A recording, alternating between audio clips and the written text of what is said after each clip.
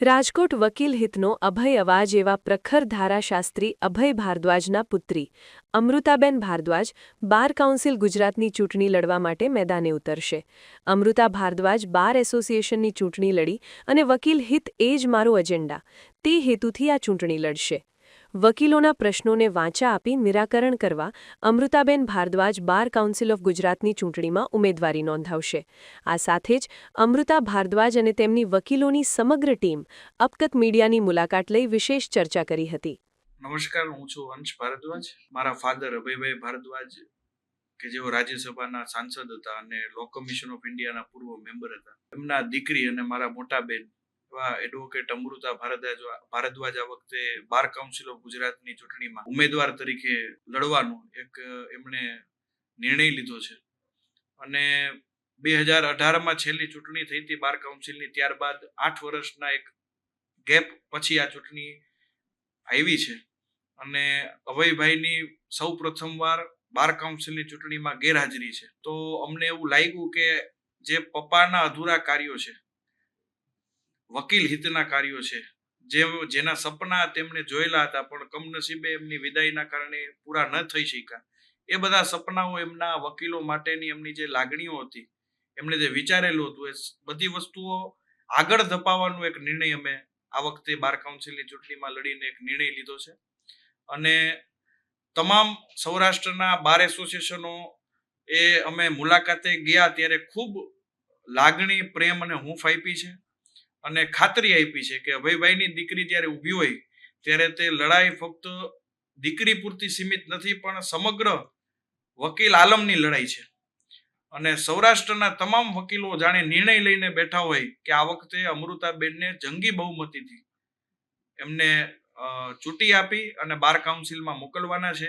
ઐતિહાસિક ઘટનાઓ ઘટી છે આ ચૂંટણીના પ્રચાર દરમિયાન, જેમાં બાર એસોસિએશન કે જેઓ અમૃતાબેન રાજકોટ બારના સભ્ય છે, પણ અન્ય બાર એસોસિએશન સૌરાષ્ટ્રના તેઓએ વિધિવત મીટિંગ બોલાવી અને અમૃતાબેન માટે મત દેવાનો નિર્ણય લીધો હોય એવા સૌરાષ્ટ્રના લગભગ દરેક બાર એસોસિએશન છે.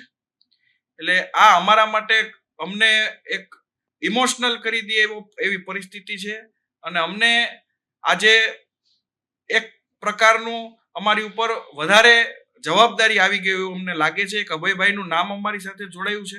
સાથે વકીલો માટે કામ કરવાની અમારી જે કટિબદ્ધતા છે એ બધા વકીલોની લાગણી જોઈને એ બમણી થઈ ગઈ છે. એટલે પૂરજોરથી અમે આ વખતે ચૂંટણીમાં ઉતર્યા છીએ અને તમામ વકીલોના આશીર્વાદથી બેન બહુ સારી બહુમતીથી બેન ચૂંટાઈને બાર કાઉન્સિલ ઓફ ગુજરાતના સભ્ય બનશે એવી અમને સૌને લાગણી છે. અમૃતાબેનનો ક્રમ નંબર 6 છે. 6/3 રોજ આ ચૂંટણી છે.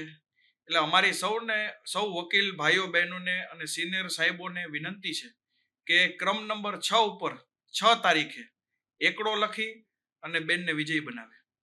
કોઈ પણ બાર કાઉન્સિલની ચૂંટણીમાં દરેક વકીલો એજન્ડા લઈને જતા હોય છે પોતપોતાના, કે અમે એક વસ્તુ કરશું, 2 વસ્તુ કરશું, 3 વસ્તુ કરશું. પણ બાર કાઉન્સિલ એક એવું સંગઠન છે કે જ્યાં સર્વાનુમતે નિર્ણયો લેવાતા હોય છે. કોઈ એક વ્યક્તિના ઈચ્છા મુજબ બાર કાઉન્સિલ હાલતું નથી. એટલે અમે એજન્ડા લખીને જાય પણ અમને ખબર છે કે એ 25 લોકો જે સભ્યો છે એમની અનુમતિથી જ કોઈ નિર્ણય લેવાનો છે. તો એજન્ડા કોઈ લઈને જાવો એ જ એક ખોટી વાત છે. અમારો વકીલ હિત એ જ અમારો મુખ્ય એજન્ડા છે. અમારો કોઈ બીજો એજન્ડા નથી. વકીલો માટે કામ કરવાનું છે અને ભવિષ્યમાં બેન ચૂંટાઈને જાય એટલે વકીલોના જે પ્રશ્ન ત્યારે ઉપસ્થિત થશે એને વાચા આપી એ પ્રશ્નો ત્યાં લઈ જવા અને એની રજૂઆત કરવી, એનો અમે પૂરી નિષ્ઠાથી પ્રયત્ન કરશું. અભયભાઈએ આખી જિંદગી હાઈકોર્ટ બેન્ચ રાજકોટમાં આવે એનો પ્રયત્ન કર્યો છે. અને રાજકોટ એક એવો અપવાદ છે, એક દુર્ભાગ્યપૂર્ણ અપવાદ છે કે 1960 સુધી રાજકોટમાં હાઈકોર્ટની બેન્ચ હતી. હાઈકોર્ટ જ હતી. સૌરાષ્ટ્ર હાઈકોર્ટ રાજકોટમાં સ્થિત હતી.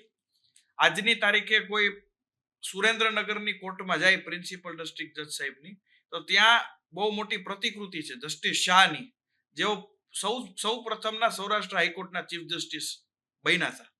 એટલે એ પુરાવો છે કે આપણે સૌરાષ્ટ્રમાં રાજકોટમાં હાઈકોર્ટ હતી. 1960માં સૌરાષ્ટ્ર ગુજરાતમાં ભળી ગયું એટલે અહીંયાથી હાઈકોર્ટ લઈ અને અમદાવાદ મોકલી દીધી.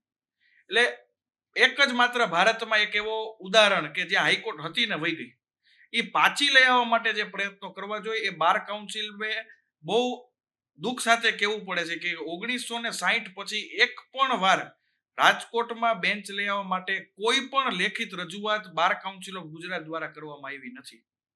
એટલે એનો અમને અહેસાસ છે અને એટલે જ અમે કહી છીએ કે સૌરાષ્ટ્રમાંથી જેટલા વકીલોને તમે વોટ આપીને મોકલશો, જેટલા સભ્યો બાર કાઉન્સિલમાં સૌરાષ્ટ્રના વધશે, એટલી હાઈકોર્ટ માટેની ચિંતા કરવાવાળા લોકો ત્યાં બેસશે અને એટલી જ આપણે વધારે તીવ્રતાથી હાઈકોર્ટનો અવાજ, જે પણ નિર્ણય પ્રક્રિયામાં જે લોકો બેઠા છે એમના સુધી, સરકારશ્રી સુધી આ વાત પહોંચે એનો અમે પ્રયત્ન કરશું. આખી જિંદગી વકીલો માટે સંઘર્ષ કર્યો અને જે પણ વ્યક્તિને અધિકારી હોય, પદાધિકારી હોય, વકીલ હિતમાં કોઈ વાત કહેવી પડે તો ડંકાની ચોટ ઉપર આંખોથી આંખો મિલાવીને એ વાત કરવાનું સાહસ ધરાવતા આખી જિંદગી એમણે વકીલો માટે કામ કર્યું.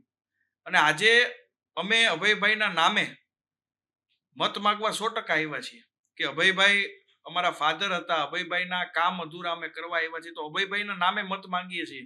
પણ એ પણ વકીલ મિત્રોને ખાતરી આપીએ છીએ કે અભયભાઈ જેવું કામ પણ અમે કરીને દેખાડશું. અમારું સંપૂર્ણ જેટલા પણ દિવસો અમે બાર કાઉન્સિલમાં બેન અમૃતાબેન જશે એ તમામ દિવસો વકીલોની ચિંતામાં જશે, વકીલોના કાર્યો માટે જશે અને જેટલું બનશે એટલું સૌરાષ્ટ્રના વકીલોને અમે પ્રતિનિધિત્વ આપવાનો અમે નિષ્ઠાપૂર્વક પ્રામાણિકતાથી પ્રયત્ન કરશું.